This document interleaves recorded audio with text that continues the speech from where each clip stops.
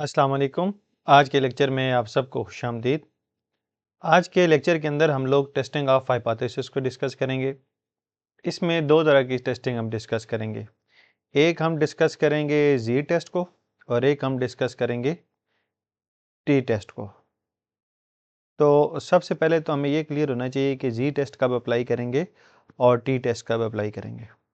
तो दो तरह की टेस्टिंग है, एक है जी टेस्ट और दूसरा है टी टेस्ट। अब दोनों की कंडीशंस हैं। अब जो हमारे पास डाटा होगा, जो इन्फॉर्मेशन होगी, उसमें हमारे पास सैंपल्स होंगे और हमारे पास मीन होगा, स्टैंडर्ड डेविएशन होगा और सम टाइम ऐसा होगा कि वेरिएंस होगा। हमने उन क्वेश्चन को देख के आइडेंटिफाई करना है कि किस क्वेश्चन में जी टेस्ट अप्लाई करना है और किस क्वेश्चन में टी टेस्ट अप्लाई करना है।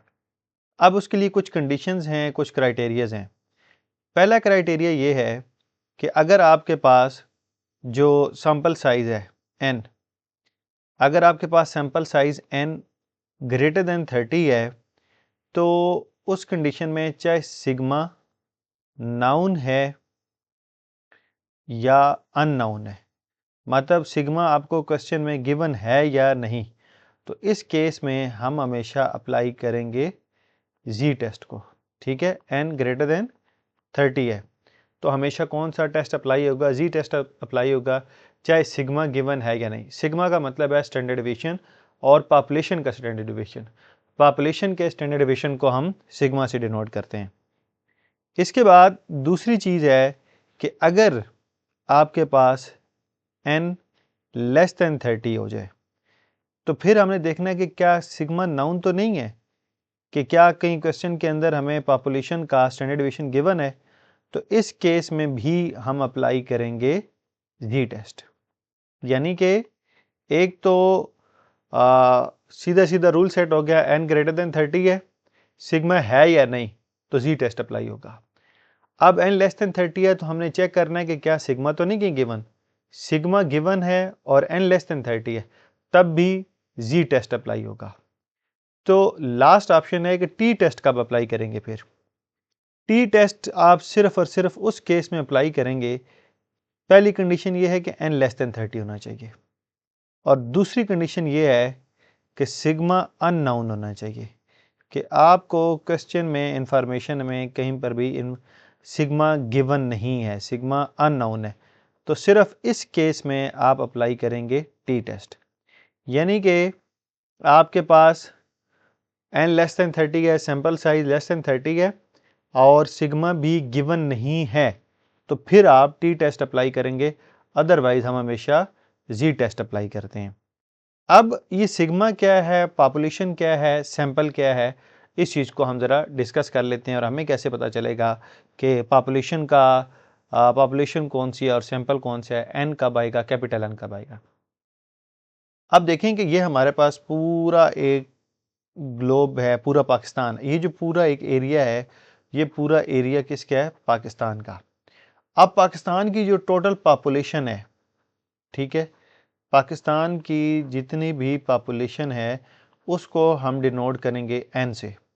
अब इस पूरे पाकिस्तान का जब हम स्टैंडर्ड डेविएशन फाइंड करेंगे तो इसको डिनोट करते हैं हम सिग्मा के साथ, और जो इसका वेरिएंस होता है पॉपुलेशन के वेरिएंस को हम डिनोट करते हैं सिग्मा स्क्वायर के साथ। ठीक है, और जो पॉपुलेशन का मीन आता है, ठीक है, पॉपुलेशन के मीन को हम म्यू के साइन से लिखते हैं। ठीक है, अब फॉर एग्जांपल हम ये देखना चाह रहे हैं कि पाकिस्तान के अंदर लोगों की एवरेज हाइट कितनी है। तो अब हमारे लिए ये इम्पॉसिबल है कि हम वन बाय वन एक एक पर्सन के पास जाएं और उसके पास जाके उसकी हाइट पूछें। तो उसके लिए हम क्या करते हैं, एक एरिया, एक स्पेसिफिक सैंपल सेलेक्ट कर लेते हैं। फॉर एग्जांपल ये हमने पाकिस्तान में से इस्लामाबाद को सेलेक्ट कर लिया है। अब ये जो बेसिकली सैंपल है, ये पॉपुलेशन के अंदर से एक छोटा सा पार्ट आया है। अब ये जो हमने सैंपल सेलेक्ट किया है कि हम इस्लामाबाद के लोगों से एवरेज हाइट देखते हैं, क्योंकि पूरे पाकिस्तान से डाटा कलेक्ट करना हमारे लिए इम्पॉसिबल है। तो हमने क्या किया कि एक एरिया सेट करते हैं, उस एरिया की जो हाइट आएगी तो हम कहेंगे कि पाकिस्तान के तमाम लोगों की एवरेज हाइट इतनी है। अब ये जो हमने सैंपल सेलेक्ट किया है, इसके जो टोटल नंबर होंगे, इनके टोटल नंबर्स को हम डिनोट करेंगे n से। तो इसको हम कहते हैं साइज भी, या इसी का ही दूसरा नाम यूज होता है सैंपल।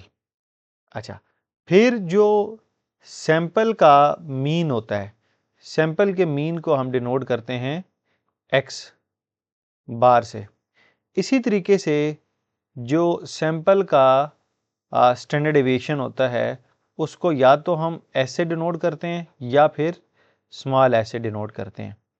इसी तरीके से जो सैंपल का वेरिएंस होता है, ठीक है, जो सैंपल का वेरिएंस है उसे हम एस स्क्वायर या स्मॉल एस स्क्वायर से डिनोट करेंगे। तो अगर पॉपुलेशन है तो उसके टोटल साइज को कैपिटल एन से, पॉपुलेशन के स्टैंडर्ड डेविएशन को सिग्मा से, पॉपुलेशन के वेरिएंस को सिग्मा स्क्वायर से, पॉपुलेशन के मीन को म्यू से रिप्रेजेंट करेंगे। जब सैंपल की बात आती है तो सैंपल साइज स्मॉल एन से डिनोट होगा, सैंपल का मीन एक्स बार होगा, सैंपल का स्टैंडर्ड डेविएशन स्मॉल एस या कैपिटल एस होगा, सैंपल का वेरिएंस एस स्क्वायर या स्मॉल एस स्क्वायर होगा। ठीक है, तो ये हमें सबसे पहली चीज़ क्लियर होनी चाहिए कि टी टेस्ट कब अप्लाई होगा और जी। तो n ग्रेटर देन 30 है, चाहे पॉपुलेशन का स्टैंडर्ड डेविएशन या वेरियस गिवन है या नहीं, हम चुप करके जी टेस्ट लगाएंगे। अगर कोई ऐसा क्वेश्चन है जिसमें n लेस देन 30 है तो फिर हमें अब उसमें देखना पड़ेगा कि कहीं सिग्मा तो गिवन नहीं है। अगर सिग्मा गिवन है तो फिर भी जी टेस्ट लगेगा। अब कोई ऐसा क्वेश्चन है n लेस देन 30 है और सिग्मा भी नहीं है, तो सिर्फ और सिर्फ उस केस में हम अप्लाई करेंगे टी टेस्ट। तो ये हमारे सारे कंडीशंस हैं अप्लाई करने के लिए जी टेस्ट के लिए और टी टेस्ट। जी टेस्ट और टी टेस्ट दोनों 1 मीन के लिए भी होते हैं और 2 मीन के लिए भी होते हैं। तो हम 1 बाय 1 दोनों के क्वेश्चन सॉल्व करेंगे। और लेकिन उससे पहले हम देख लेते हैं, जब हमने चाहे जी टेस्ट करना है चाहे टी टेस्ट करना है, दोनों के अंदर 6 स्टेप्स बनेंगे, चाहे 1 मीन है चाहे 2 मीन है। तो हमें वो 6 स्टेप्स हर क्वेश्चन में सबसे पहले लिखने होते हैं। तो हम लिख लेते हैं स्टेप्स। तो टोटल 6 स्टेप्स होंगे हर क्वेश्चन के अंदर, चाहे 1 मीन का है चाहे 2 मीन का। 1 मीन का मतलब ये है कि क्वेश्चन के अंदर एक एक्स बार गिवन होगा। 2 मीन का मतलब ये है कि 2 मीन गिवन होंगे, 2 एक्स बार होंगे। ठीक है, तो स्टेप्स क्या हैं? सबसे पहले हम हाइपोथेसिस लिखते हैं। हाइपोथेसिस में हम लिखते हैं H0 एंड H1। H0 को हम नल हाइपोथेसिस कहते हैं। ठीक है, और H1 को हम अल्टरनेटिव हाइपोथेसिस कहते हैं। ठीक है, ये पहला स्टेप होता है, ये हर क्वेश्चन में हमने लिखना होता है। ठीक है, और नॉर्मली H0 हम लिखते होते हैं म्यू इक्वल्स टू 0। अगर म्यू इक्वल्स टू 0 है तो अल्टरनेटिव उसका ये बनेगा म्यू नॉट इक्वल्स टू 0। इसी तरीके से म्यू H0 की एक और ऑप्शन आ सकती है म्यू ग्रेटर देन और इक्वल्स टू 0। तो इसका अल्टरनेटिव बनेगा म्यू लेस देन 0। इसी तरीके से अगर म्यू लेस देन और इक्वल्स टू 0 है तो इसका अल्टरनेटिव बनेगा म्यू ग्रेटर देन 0। तो यहाँ आप ये देखें कि ये नॉट इक्वल, लेस और ग्रेटर, ये तीनों साइन हमेशा आएंगे H1 के लिए। इक्वल्स टू 0, ग्रेटर देन और इक्वल्स टू 0, लेस देन और इक्वल्स टू 0, ये तीनों साइन हमेशा आएंगे H0 के। तो मैं यहाँ पे लिख देता हूँ H0 के साइंस आएंगे इक्वल होगा, लेस देन और इक्वल्स टू होगा, ग्रेटर देन इक्वल्स टू होगा। H1 के साइंस आएंगे नॉट इक्वल, लेस देन और ग्रेटर देन। तो ये तीन साइन यूज होंगे H1 के लिए। तो ये स्टेप नंबर 1 होगा। हम स्टेप नंबर 1 में नल एंड अल्टरनेटिव हाइपोथेसिस लिखेंगे। स्टेप नंबर 2 के अंदर आता है अल्फा, यानी कि लेवल ऑफ सिग्निफिकेंस। ये नॉर्मली हर क्वेश्चन में गिवन होता है। अगर ना गिवन हो तो फिर हम हमेशा अल्फा को 5% कंसिडर करते हैं, यानी कि 0.05, यानी कि 5% एरर का चांस है, 95% आप श्योर होंगे। और इसकी वैल्यू हमने टेबल में देखनी होती है, लेकिन मोस्ट ऑफ द टाइम या हम 5% को यूज़ करते हैं या 1% को या 10% को। अब अगर किसी क्वेश्चन में अल्फ़ा की वैल्यू उसने खुद बताई है, फिर तो हम वही यूज़ करेंगे, चाहे वो 10% बताइए, चाहे 2% बताइए, जो भी। लेकिन अगर किसी क्वेश्चन में अल्फ़ा की वैल्यू गिवन नहीं है, तो फिर हम हमेशा बाय डिफ़ॉल्ट 5% का ही मार्जिन लेके तो 5% को यूज़ कर लेते हैं। तो स्टेप नंबर 2 में हम वो उसकी वैल्यू लिखेंगे। स्टेप नंबर 3 के अंदर हम लिखेंगे टेस्ट स्टैट, कि ये जो क्वेश्चन हम सॉल्व करने जा रहे हैं इसमें टेस्ट कौन सा लगेगा। अगर n ग्रेटर देन 30 है तो जी टेस्ट लगेगा, n लेस देन 30 है तो टी टेस्ट लगेगा, और सिग्मा अननोन हो तो उसमें हमने सिर्फ फार्मूला लिखना होता है। फॉर एग्जांपल जी लगेगा, तो हम यहाँ पे सबसे पहले लिख देंगे Z test is equal to X bar minus mu divided by sigma and then divided by root n। ये तब जब हमने जी टेस्ट अप्लाई करना है। जब हम टी टेस्ट अप्लाई करेंगे तो टी टेस्ट का फार्मूला होगा x bar minus mu divided by small s divided by under root n. तो ये हमारे पास फार्मूला आ जाएगा टी टेस्ट का। फोर्थ स्टेप में हम कैलकुलेशन करेंगे, ठीक है। फोर्थ स्टेप में हमने क्या करनी है, कैलकुलेशन। कैलकुलेशन का मतलब जो हमारे पास एक्स बार का डाटा होगा वो यहाँ पुट करेंगे, म्यू इधर पुट करेंगे, सिग्मा की जगह उसकी वैल्यू और एन की जगह उसकी वैल्यू पुट करेंगे। फिफ्थ स्टेप में हमें बनाना होता है क्रिटिकल रीजन। क्रिटिकल रीजन की शॉर्ट फॉर्म हम लिख देते हैं सी आर। इसमें हमने कंपेयर करना होता है टेबल वैल्यू को कैलकुलेटेड वैल्यू के साथ। T A B mean table value and C A L mean calculated value. तो हम कंपेयर करते हैं टेबुलेटेड वैल्यू को या कंपेयर करते हैं कैलकुलेटेड वैल्यू के साथ। अगर हमारी टेबुलेटेड वैल्यू अगर टेबुलेटेड वैल्यू अगर हमारी कैलकुलेटेड वैल्यू ग्रेटर आ जाती है टेबुलेटेड वैल्यू से, ठीक है। अगर हमारी कैलकुलेटेड वैल्यू ग्रेटर देन आएगी टेबुलेटेड वैल्यू से, तो हम रिजेक्ट कर देंगे एच नॉट को, ठीक है, रिजेक्ट एच नॉट। लेकिन अगर कैलकुलेटेड वैल्यू लेस देन आती है टेबुलेटेड वैल्यू से, तो हम एक्सेप्ट करेंगे एच नॉट को। हमने एक्सेप्ट भी एच नॉट को करना होता है और रिजेक्ट भी एच नॉट को ही करना होता है। अगर हमारी कैलकुलेटेड बड़ी आई टेबुलेटेड से तो रिजेक्ट कर देंगे एच नॉट को, लेकिन अगर हमारी कैलकुलेटेड टेबुलेटेड वैल्यू के उस रीजन में फॉल कर रही होगी तो हम एक्सेप्ट कर लेंगे एच नॉट को, ठीक है। और सिक्स स्टेप में हम लिखेंगे रिजल्ट, कि हमने एक्सेप्ट किया है या रिजेक्ट। तो सिक्स स्टेप में हमने सिंपल लिखना होता है कि हमने एक्सेप्ट किया या रिजेक्ट किया।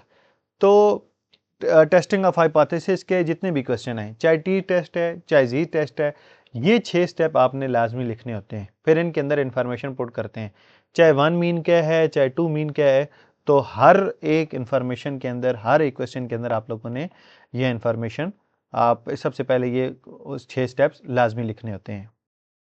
अच्छा, अभी ये हमारे पास एक एग्जाम्पल है, इसको हम सॉल्व करते हैं, ठीक है।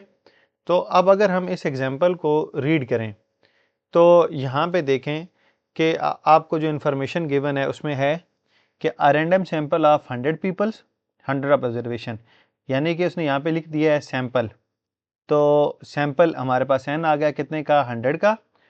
और from a population known to be normally yielded the sample value X bar, ये सैंपल का उसने हमें मीन बता दिया और ये हमें उसने सैंपल का वेरिएंस बता दिया। देखिए, हम सैंपल का मीन बताया, उसी के साथ फ़ौरन उसने एस केयर यानी कि वेरिएंस है, तो ये सैंपल का है, क्योंकि सैंपल के बाद उसने उसका जिक्र किया।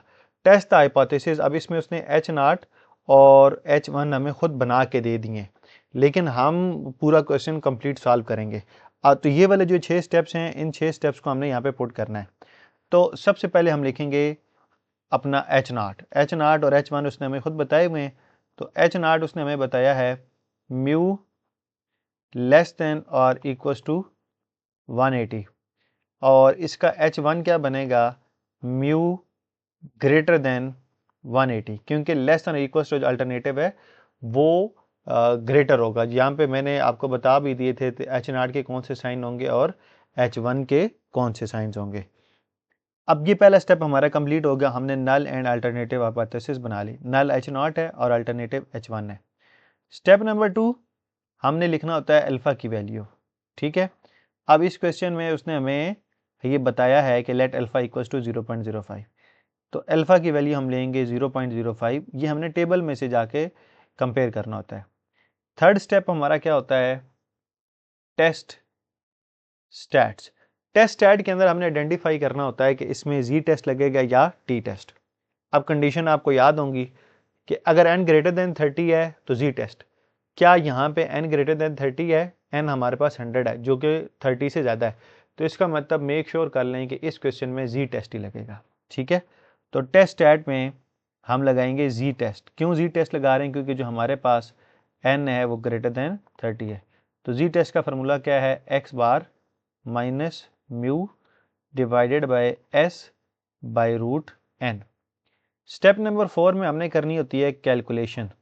ठीक है, अब जो वैल्यूज़ हमें गिवन है उन वैल्यूज़ को हम इस फार्मूले में पुट करेंगे। उससे पहले मैं सारा डाटा यहाँ से लिख लेता हूँ। अ रैंडम सैंपल ऑफ 100, इसका मतलब n मेरे पास कितना आ गया है, 100। Observation from a population known to be normally yielded and the sample values x bar भी उसने हमें बता दिया, x बार कितना है 182। इसी तरीके से s स्क्वायर उसने हमें बता दिया वो है 299 और म्यू हमें पता है, उसने खुद बता दिया म्यू की वैल्यू है 180। अब हम ये वैल्यूज़ इस सारे फार्मूले में पुट करके कैलकुलेशन करते हैं। तो x बार की जगह पे क्या आ जाएगा 182 माइनस म्यू की जगह पे क्या आ जाएगा 180 डिवाइडेड बाय, अब फार्मूले में नीचे है s और हमारे पास है s स्क्वायर, तो हम क्या करेंगे इसका स्क्वायर रूट लेंगे और वो यहाँ पे पुट करेंगे। ठीक है, तो s स्क्वायर का अंडर रूट लेते हैं, तो s स्क्वायर का अंडर रूट आता है 17.29 divided by under root n, और n हमारे पास कितना है 100। तो 182 माइनस 180, और कीप इन माइंड ये कैलकुलेशन किसकी चल रही है, जी टेस्ट की, तो जी टेस्ट। ठीक है, 182 माइनस 80 तो ये 2 आ गया, बाकी सारे को डिवाइड करके हम इसका फाइनल आंसर लिखते हैं। तो ये आ जाएगा 17.29 डिवाइडेड बाय 2, तो ये ऊपर जाके मल्टीप्लाई हो जाएगा 10 2 के साथ, तो 20 डिवाइडेड बाय 17.29। तो इसको सॉल्व करने के बाद जो हमारे पास आंसर आता है वो 1.16 है। तो हमारे पास जी की जो कैलकुलेटेड वैल्यू है, जी टेस्ट की कैलकुलेटेड वैल्यू हमारे पास आ गई है 1.16। ठीक है, अब फिफ्थ स्टेप क्या होता है, हमने क्रिटिकल रीजन बनाना होता है। तो अभी हम क्रिटिकल रीजन बनाते हैं। ठीक है, फिफ्थ स्टेप में हमने क्या करना था, क्रिटिकल रीजन बनाना था। मैं थोड़ा सा इसको इधर करूँ, वो गायब हो गया वहाँ से। यस, तो फिफ्थ स्टेप में हमने क्या करना है, क्रिटिकल रीजन। फोर्थ स्टेप हमने कैलकुलेशन कर ली, फिफ्थ स्टेप में क्या है, क्रिटिकल रीजन। अब यहाँ पे मैं इधर लिखता हूँ, नीचे जगह खत्म हो गई। फिफ्थ स्टेप क्या हमारा CR यानी कि क्रिटिकल रीजन। अब अल्फ़ा की वैल्यू हमारे पास क्या है 5%, और 5% पे जो इसको हम टेबल में देखते हैं तो वो हमारे पास इसकी वैल्यू आती है 1.645। तो ये नॉर्मली गिवन होगी यार क्वेश्चन में ना आपको, तो या ये तीन वैल्यूज़ हमें याद करना पड़ती हैं कि 5% पे अल्फ़ा की वैल्यू 1.645 होगी जब ये वन टेल होगा। अब ये वन टेल और टू टेल वाला मैं आपको अभी समझा देता हूँ, ये पहले मुझे बताना चाहिए था। वन टेल का बेसिकली मतलब क्या है, देखें हमने H1 को देख के डिसाइड करना होता है कि either it is one tail और टू टेल, तो इस टाइम ये क्या है वन टेल। अब वो डिसाइड कैसे करना है, देखें अब यहाँ पे क्या लिखा हुआ है, म्यू ग्रेटर देन 180। एक ही बात की जा रही है कि म्यू 180 से बड़ा है तो वन टेल, अगर यहाँ पे लिखा हो म्यू लेस देन 180 तो अगेन वन टेल है। एक ही बात की जा रही है कि भाई इससे छोटा है। लेकिन अगर म्यू का साइन आ जाता नॉट इक्वल टू, क्योंकि H1 के तीन साइन है, ग्रेटर और लेस। अगर ग्रेटर और लेस आया तो फिर हमेशा वन टेल है, अगर ये नॉट इक्वल आया तो फिर ये टू टेल टेस्ट होगा। नॉट इक्वल आया तो टू टेल क्यों है, अब नॉट इक्वल है यानी कि हम कह रहे हैं म्यू नॉट इक्वल टू 180, कि म्यू जो है वो 180 के बराबर नहीं है। अब बराबर नहीं है तो इसके दो मतलब हो सकते हैं कि या तो बड़ा है या छोटा है, तो फिर हम इसके दोनों साइडें चेक करनी होती हैं, पॉजिटिव भी और नेगेटिव भी। लेकिन इस केस में हमने स्ट्रेट अवे हमें पता है म्यू ग्रेटर देन 180, हम 100% श्योर हैं कि वो 180 से ग्रेटर है, तो इसलिए हम इसको वन टेल कहेंगे।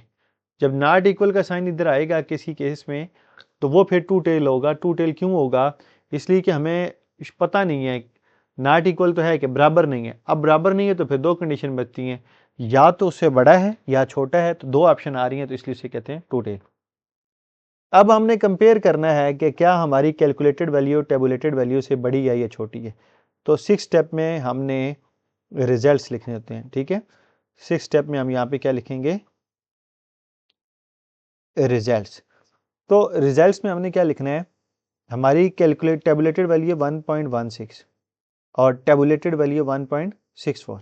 तो हम यहाँ लिखेंगे सिंस आवर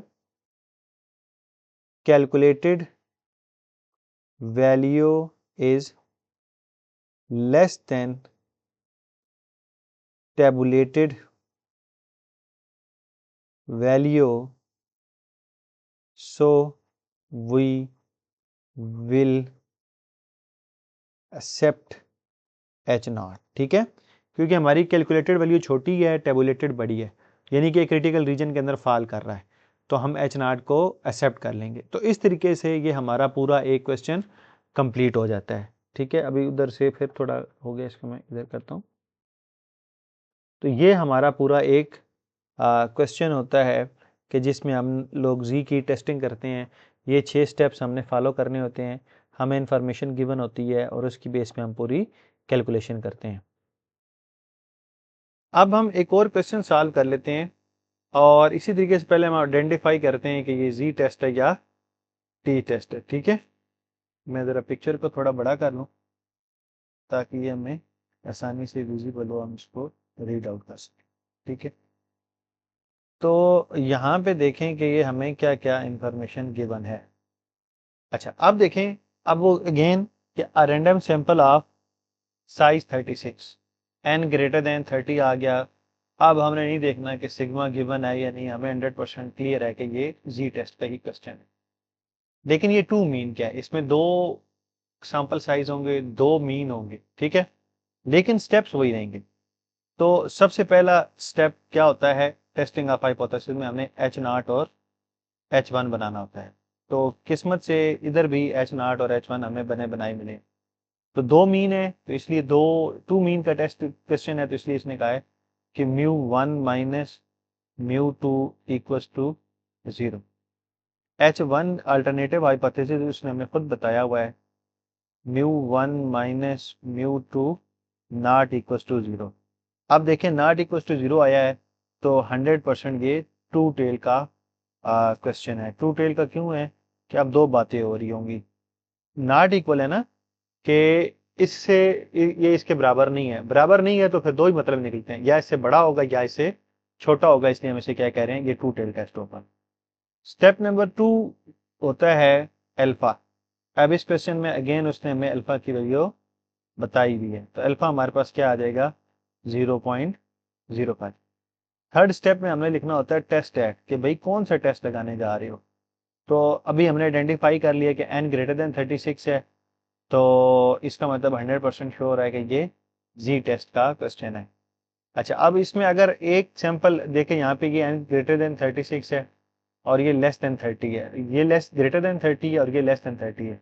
तो अगर एक भी ग्रेटर देन 30 हो तो हम जो है वो जी टेस्ट ही अप्लाई करेंगे। ठीक है, तो जी टेस्ट का फॉर्मूला क्या होगा? जी टेस्ट इज इक्वल टू, अब दो मीन है, एक था तो एक्स बार माइनस म्यू करते थे, दो हैं तो X bar 1 minus X bar 2 minus μ1 minus μ2 divided by sigma 1 square over n1 plus sigma 2 square over n2। और स्टेप नंबर 4 के अंदर हम करेंगे कैलकुलेशन। ये जो हमें ऊपर इंफॉर्मेशन गिवन है उसकी बेस पे हम कैलकुलेशन करेंगे। अब हम x बार 1 और ये सारी चीज़ें अपने पास यहाँ पे लिख लेते हैं एक साइड पे, ठीक है। अब यहाँ पे जो हमें इंफॉर्मेशन गिवन है उसके मुताबिक हमारे पास n1 कितना है 36, तो मैं यहाँ लिखता हूँ n1 कितना है 36। ये हमने कैलकुलेशन वाले स्टेप में लिखनी थी, क्योंकि मेरे पास जगह कम है तो मैं यहाँ पे अलग से लिखता हूँ। n1 36 है from a normal population with the variance. और ये देखें पॉपुलेशन, अब ये पॉपुलेशन का वेरिएंस बता रहा है, तो पॉपुलेशन का वेरिएंस का मतलब है कि ये सिग्मा 1 स्क्वायर है, S1 स्क्वायर नहीं होगा, ये सिग्मा 1 स्क्वायर होगा, क्योंकि पॉपुलेशन का वेरिएंस है। और जो मीन है वो है x बार 1 हमारे पास 15। इसी तरीके से सेकंड पॉपुलेशन, जो दूसरी पॉपुलेशन है उसका सैंपल साइज है 28, तो n2 is equal to 28 and normal population with the variance. Again ये भी पॉपुलेशन का है, तो जो पॉपुलेशन का वेरिएंस होता है उसको सिग्मा स्क्वायर से लिखते हैं, और वो है हमारे पास 80। इसी तरीके से जो x बार 2 है, x बार 2 है हमारे पास 13। अब ये सारी इंफॉर्मेशन हम इस फार्मूले में पुट करेंगे। तो x बार 1 हमारे पास क्या है 15 माइनस x बार 2 क्या है 13 माइनस μ1 माइनस μ2 कितना है 0 divided by sigma 1 square. Sigma 1 square है हमारे पास 24, n1 है हमारे पास 36 माइनस सिग्मा 2 स्क्वायर है हमारे पास 80 और n2 है हमारे पास 20। तो अब हम इस सारे को सॉल्व करेंगे, तो 15 माइनस 13 किया तो ये 2 आ गया, और इस सारे को सॉल्व करके तो एक ही दफा आंसर लिख लेते हैं। तो जब इसको सॉल्व करते हैं तो हमारे पास ये आता है 3.52, और जब इसका हम स्क्वायर रूट लेंगे तो ये आता है 1.88, और 2 को डिवाइड करेंगे 1.8, तो ये जो हमारे पास वैल्यू आएगी ये आती है 1.06। तो जो z कैलकुलेटेड है, z कैलकुलेटेड वो हमारे पास आ गया 1.06। अब हमने टेबुलेटेड वैल्यू देखनी है, तो अगेन टू टेल टेस्ट है, तो टू टेल टेस्ट पे जो z की वैल्यू होती है वो हमें याद होनी चाहिए। टू टेल पे z टेस्ट की वैल्यू हमेशा 1.96 होगी, वन टेल पे 1.645 होगी, और टू टेल पे जो z की वैल्यू है वो 1.96 होगी, ठीक है। तो फिफ्थ स्टेप में हमने क्या बनाना होता है क्रिटिकल रीजन। इसमें अगेन वही हम लिखेंगे कि if calculated greater than tabulated, तो हम क्या करेंगे, हम रिजेक्ट कर देंगे H0। तो रिजल्ट्स में अब हम लिखते हैं कि हमने एक्सेप्ट करना है या रिजेक्ट करना है। अब देखें कि आपके पास, मैंने अभी बता दिया कि 5% पे टू टेल में जो इसकी वैल्यू आती है वो कितनी है 1.96। अब ये वैल्यूज टेबल में हमें देखना पड़ती है, लेकिन मैं आपको पहले से ही बता रहा हूँ कि ये इतनी होती है, तो इसलिए हमें याद होनी चाहिए कि टू टेल पे 1.96 होती है हमेशा। अब अगर आप देखें जो आपकी कैलकुलेटेड वैल्यू है वो 1.06, टेबुलेटेड कितनी है 1.96, इसका मतलब ये है कि ये वैल्यू छोटी है और ये बड़ी है। तो इसका मतलब हम क्या करेंगे, एक्सेप्ट करेंगे H0 को। यहाँ पे हम लिखेंगे as our calculated value is less than the tabulated value, so we will accept H0। तो ये इस तरीके से हमारा पूरा क्वेश्चन एक कंप्लीट हो जाता है टू मीन का। अगर टी का क्वेश्चन है तो सेम यही सारा प्रोसीजर फॉलो करते हैं, यही सेम फार्मूला होता है, बस उसमें टी की वैल्यू अलग से देखते हैं टेबल में देखने के लिए, और उसमें डिग्री ऑफ फ्रीडम भी आ जाता है, लेकिन उसकी चूंकि हमें टेबल की वैल्यू गिवन होगी या हमें याद होगी, तो हम उस क्वेश्चन को भी सेम इसी प्रोसीजर के थ्रू सॉल्व करेंगे।